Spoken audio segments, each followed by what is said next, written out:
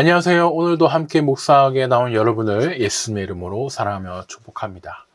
저희 교회가 지난 주일날 교회 설립 30주년을 잘 보냈습니다. 시간을 보내면서 참 우리 모두가 하나님 말씀을 더 붙잡으면 좋겠다 이 생각을 했거든요. 오늘 묵상도 저희가 잘 하길 바라면서 제가 오늘 묵상 기도로 시작하겠습니다. 사랑하는 하나님, 오늘도 우리가 함께 말씀 묵상 시작합니다. 우리 힘이 아니라 성령님께서 조명과 지혜로 말씀을 깨달을 수 있도록 도와주세요. 삶으로 살아낼 때도 성령님의 힘으로 살아내도록 우리를 붙잡아 주세요. 감사하신 예수님 이름으로 기도드렸습니다. 아멘. 오늘은 패역한 자녀에게 라는 제목으로 이사야 30장 1절에서 17절까지 말씀 함께 듣겠습니다. 오늘도 본문이 조금 길기 때문에 새번역과 쉬운 성경 이 두 가지로 말씀 두 번 듣겠습니다. 제일 먼저 새번역입니다. 주님께서 말씀하신다. 거역하는 자식들아, 너희에게 화가 닥칠 것이다. 너희가 계획을 추진하지만 그것들은 나에게서 나온 것이 아니며 동맹을 맺지만 나의 뜻을 따라 한 것이 아니다. 죄에 죄를 더할 뿐이다. 너희가 나에게 물어보지도 않고 이집트로 내려가서 바로의 보호를 받아 피신하려 하고 이집트의 그늘에 숨으려 하는구나. 바로의 보호가 오히려 너희에게 수치가 되고 이집트의 그늘이 오히려 너희에게 치욕이 될 것이다. 유다의 고관들이 소안으로 가고 유다의 사신들이 하네스로 가지만 쓸모없는 백성에게 오히려 수치만 당할 것이다. 너희는 이집트에게서 아무런 도움도 유익도 얻지 못하고 오히려 수치와 치욕만 얻을 것이다. 이것은 네겝의 들짐승들에게 내리신 경고의 말씀이다. 유다의 사절단이 나귀 등의 선물을 싣고 낙타 등의 보물을 싣고 거친 광야를 지나서 이집트로 간다. 암사자와 수사자가 울부짖는 땅, 독사와 날아다니는 불뱀이 날뛰는 땅, 위험하고 곤고한 땅을 지나서 아무런 도움도 주지 못할 백성에게 선물을 주려고 간다. 이집트가 너희를 도울 수 있다는 생각은 헛된 망상일 뿐이다. 이집트는 맥 못 쓰는 라합일 뿐이다. 이제 너는 가서 유다 백성이 어떤 백성인지를 백성 앞에 있는 서판에 새기고 책에 기록하여서 오고 오는 날에 영원한 증거가 되게 하여라. 이 백성은 반역하는 백성이요 거짓말을 하는 자손으로서 주님의 율법은 전혀 들으려 하지 않는 자손이다. 선견자들에게 이르기를 미리 앞일을 내다보지 말아라 하며 예언자들에게 이르기를 우리에게 사실을 예언하지 말아라. 우리를 격려하는 말이나 하여라. 가상현실을 예언하여라. 그 길에서 떠나거라. 그 길에서 벗어나거라. 이스라엘의 거룩하신 분 이야기는 우리 앞에서 제발 그쳐라 하고 말한다. 그러므로 이스라엘의 거룩한 분께서 이렇게 말씀하신다. 너희가 이 말을 업신여기고 억압과 사악한 일을 옳은 일로 여겨서 그것에 의지하였으니 이 죄로 너희가 붕괴될 성벽처럼 될 것이다. 높은 성벽에 금이 가고 배가 불룩 튀어나왔으니 순식간에 갑자기 무너져 내릴 것이다. 토기장의 항아리가 깨져서 산산조각이 나듯이 너희가 그렇게 무너져 내릴 것이다. 아궁이에서 불을 담아낼 조각 하나 남지 않듯이 웅덩이에서 물을 퍼낼 조각 하나 남지 않듯이 너희가 사라질 것이다. 주 이스라엘의 거룩하신 하나님께서 이렇게 말씀하신다.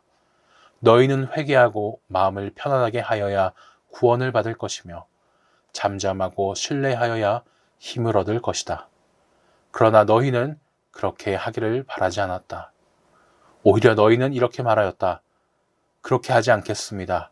우리는 차라리 말을 타고 도망가겠습니다. 너희가 이렇게 말하였으니 정말로 너희가 도망갈 것이다. 너희는 또 이렇게 말하였다.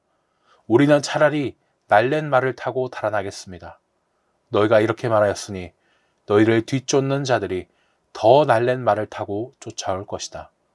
적군 1명을 보고서도 너희가 1000명씩이나 도망가니 적군 5명이 나타나면 너희는 모두 도망갈 것이다.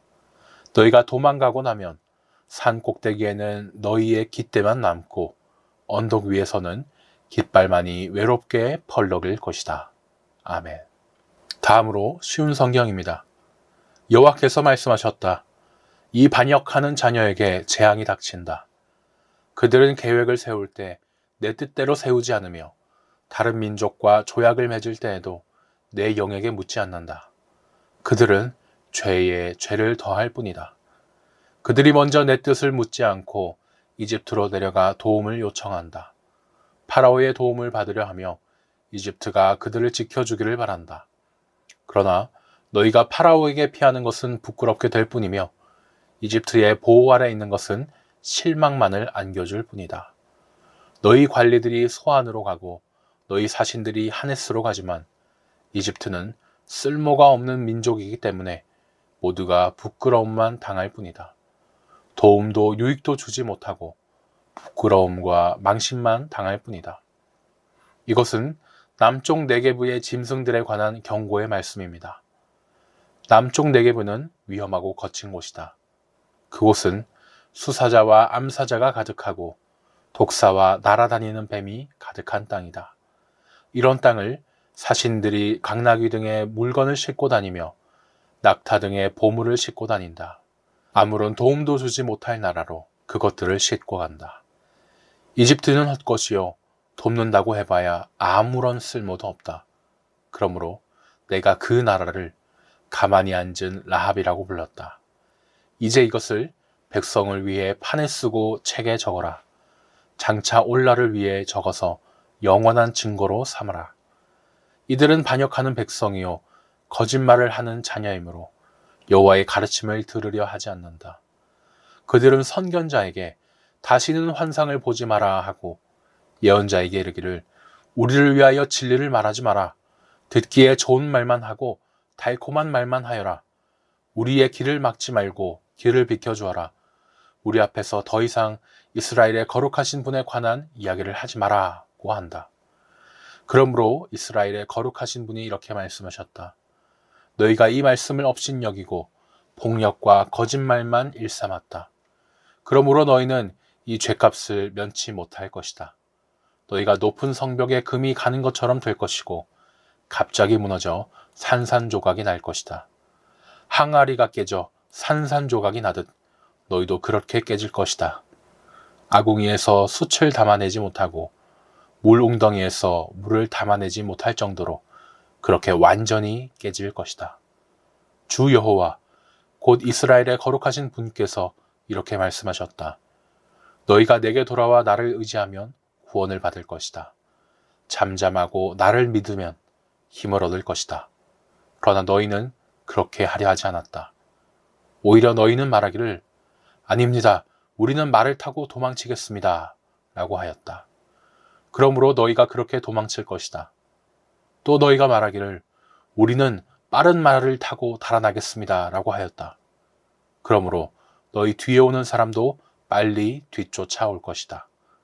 적군 1명이 위협을 해도 너희가 1000명이나 도망치니 적군 5명이 위협하면 너희 모두가 도망칠 것이다. 너희가 산 꼭대기의 깃대처럼 언덕 위의 깃발처럼 홀로 남을 것이다. 아멘. 네, 지금까지 저희가 말씀을 들었습니다. 고집이라는 말이 있고 소신이라는 말도 있죠. 언뜻 보기에는 고집이나 소신이나 둘 다 굳게 지키는 거 아니야? 생각이 들지만 사실 그 대상은 완전히 다릅니다. 고집은요, 내 잘못을 감추려고 맞는 것도 아닌 척이라고 하고 아닌 것도 맞는 척 이렇게 내 주장을 지키죠. 하지만 소신은 다릅니다. 소신은 내가 아니라 성경에서는 하나님의 뜻을 굳게 지키는 거잖아요. 하나님의 뜻을 위해서라면 내 자존심마저 내려놓을 수 있는 그것이 거룩한 용기이고 소신이라고 하겠습니다. 오늘 이사야 말씀에서요, 유다 백성들은 고집과 소신 이 둘 중에 고집을 부리고 있습니다. 나라가 무너질 이 위기 앞에서요, 하나님께만 기대야 하는데 유다는 고집을 부리면서 애굽에만 기댔죠. 정말 말도 안 되는 생고집입니다. 이렇게 여전히 고집을 부리는 유다에게 하나님이 이사야를 통해서 오늘 말씀을 주십니다. 얄팍한 사람의 꾀를 버리고 주님의 품으로 돌아오라. 하나님만 붙잡아라. 이렇게 말씀을 하시죠. 자칫 저희도 하나님 대신 다른 것을 의지하는 그런 실수를 할 때가 많은데요. 오늘 우리에게도 주시는 말씀이라고 하겠습니다. 큰 1번입니다. 1절에서 11절까지를 보니 유다 나라가 강대국 아수르 위협에 대항하려고 세상 권력을 택합니다. 하나님이 유다를 패역한 자식들이라고 꾸짖으신 이유는 무엇입니까? 1절에서 2절을 보니 유다가 여호와 하나님께 묻지 않고 자기 꾀로 계획을 세워서 하나님과 언약 맺지 않고 애굽과 언약을 맺으려 했기 때문입니다.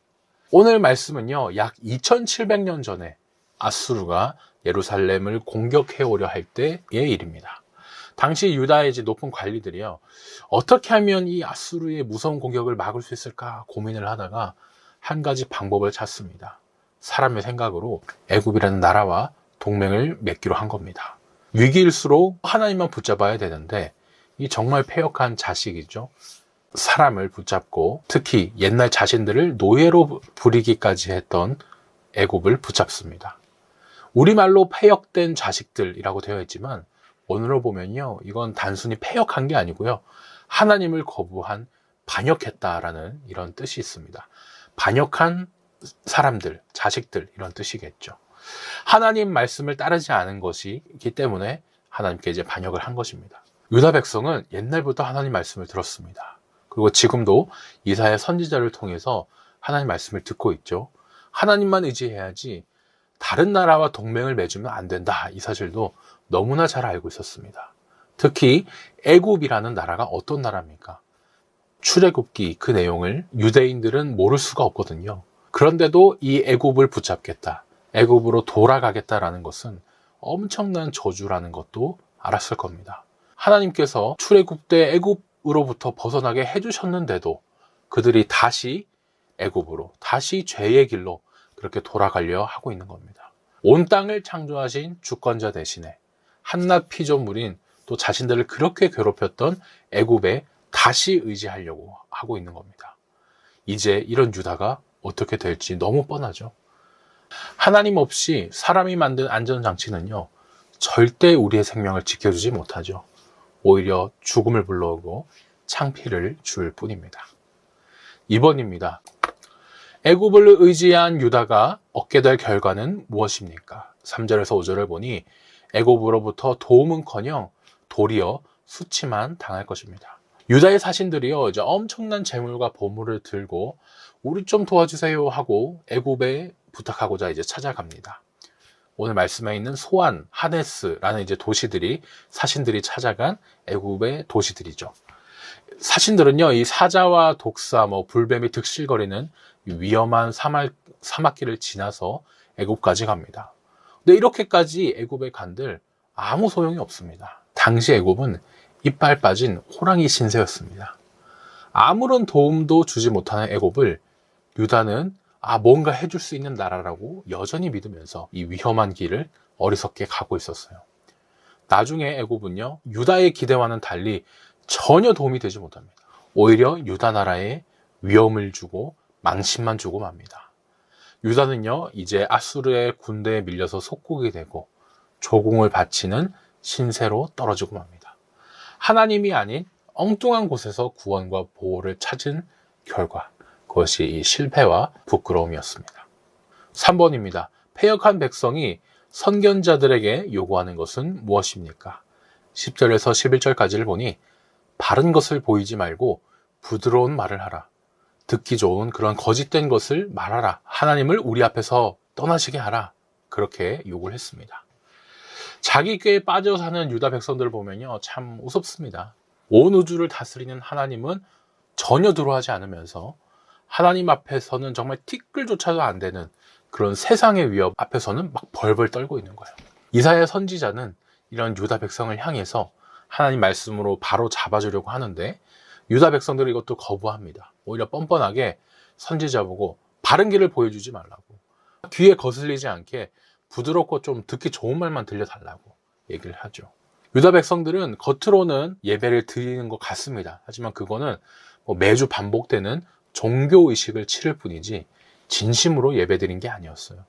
그 속에는 진실함도 없었고 순종하려는 태도도 없었습니다. 이렇게 유다 백성들이 이사야를 위협하면서 예언하지 말라고 입을 막겠지만 그런다고 하나님 말씀이 이루어지지 않거나 멈추진 않겠죠. 개는 짖어도 기차는 달리듯이 사람이 아무리 거부하며 듣지 않아도 우리 하나님 말씀은 언제나 옳고 울려서 계속 퍼져나갈 것입니다. 나눔 1번입니다. 유다는 아수르라는 그런 커다란 나라의 위협을 피하려고 또 다른 세상의 힘인 애굽을 의지했다가 더 큰 수치를 당했습니다. 하나님보다 나를 더 안전하게 지켜줄 거야 라고 생각했거나 마음의 의지가 됐던 그런 나의 애굽은 무엇이었는지 생각해 보시면 좋겠습니다. 큰 2번입니다. 12절에서 17절까지를 보니 말씀을 의지하지 않고 애굽을 의지한 유다 나라가 쇠락의 길을 걷게 됩니다. 토기장이가 그릇을 깨듯이 하나님이 유다 나라를 심판하려는 이유는 무엇입니까? 12절에서 14절까지를 보니 유다 나라가 하나님 말씀을 거부하고 애굽을 의지하면서 나쁜 생각에 사로잡혔기 때문이었습니다. 이사야는요, 유다의 높은 관리들에게 가서 하나님의 경고 말씀을 전합니다. 하지만 관리들은 끝내 이 하나님을 거부하고 무시했죠.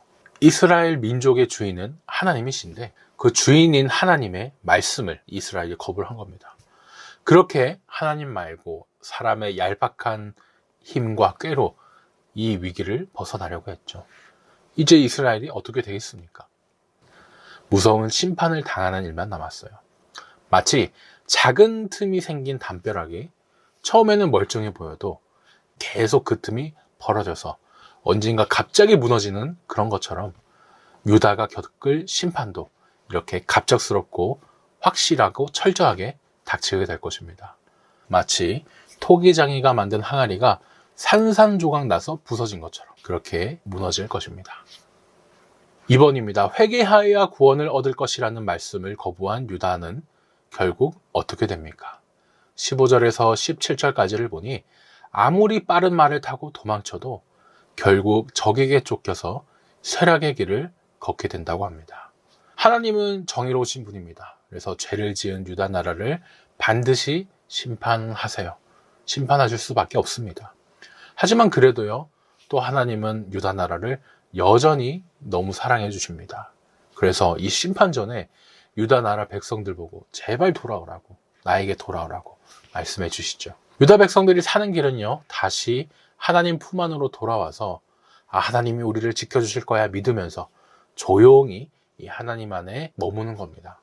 하지만 안타깝게도 유다 백성들은 이렇게 하지 않죠. 네? 잠잠히 구원을 기다리라고요? 에이, 그럴 바에 차라리 빠른 말을 타고 아수르로부터 도망가고 말죠. 이렇게 고집을 부립니다. 이사야는 이런 백성을 보고요, 인간이 아무리 빠른 속도와 힘으로 도망쳐도 적이 또 그 뒤를 더 빨리 쫓아갈 텐데 라고 하면서 하나님의 심판을 너희가 피하지 못할 것이다 라고 말해주죠. 정말 나중에 이 말씀이 예언대로 이루어집니다. 남왕국 유다가 주전 701년에 아수르 산헤립 왕이 쳐들어와서 모든 성읍을 빼앗기고 겨우 예루살렘만 남게 되거든요.